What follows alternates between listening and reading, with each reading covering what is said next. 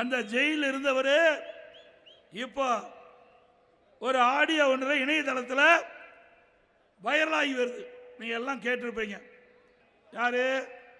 ராசா.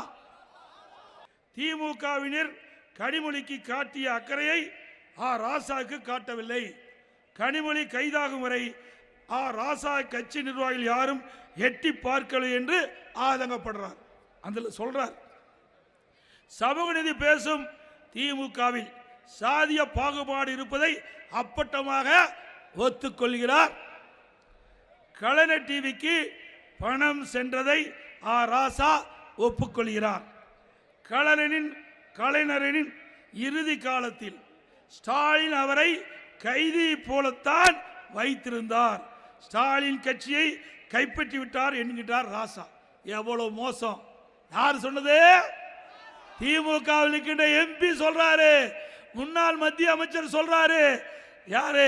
திரு ஸ்டாலின் அவருடைய அப்பா கலைஞரை இறுதி காலத்தில் கைதி போல வைத்திருந்தார் என்று திரு ராசா அவர் இணையதளத்தில் வந்த செய்தி.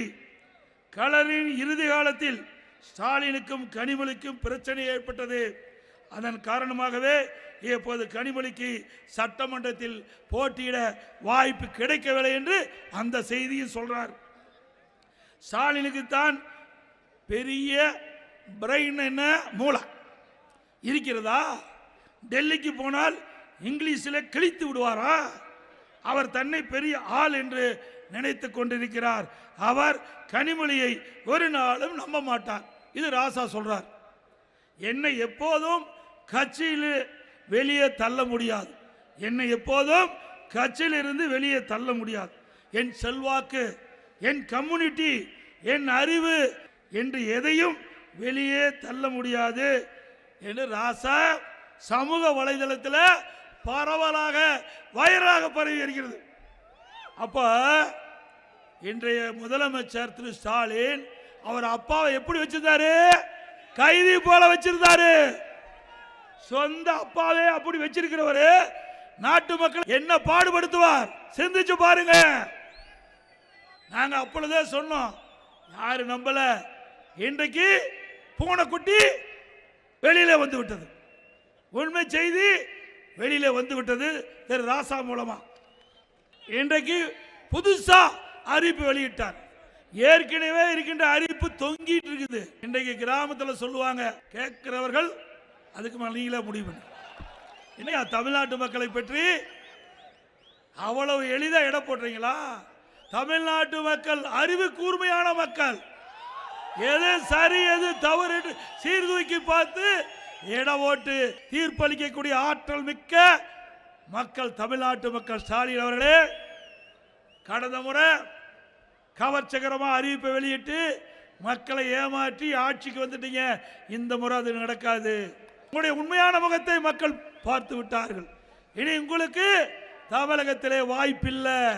இன்றைக்கு மத்திய அரசாங்கம் அறிவிக்கப்படுகின்றது, எல்லா மாநிலத்திலும் ஜாதி வாரி கணக்கெடுப்பு எடுக்கப்படும் என்ற அறிவிப்பை வெளியிட்டிருக்கிறது.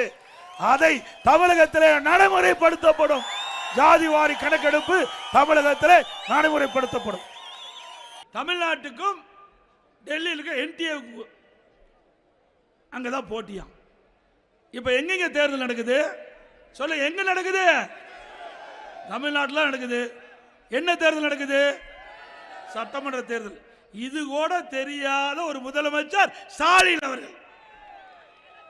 ஏங்க, தமிழ்நாட்டில் தான் சட்டமன்ற தேர்தல் நடக்குது, டெல்லியிலா நடக்குது?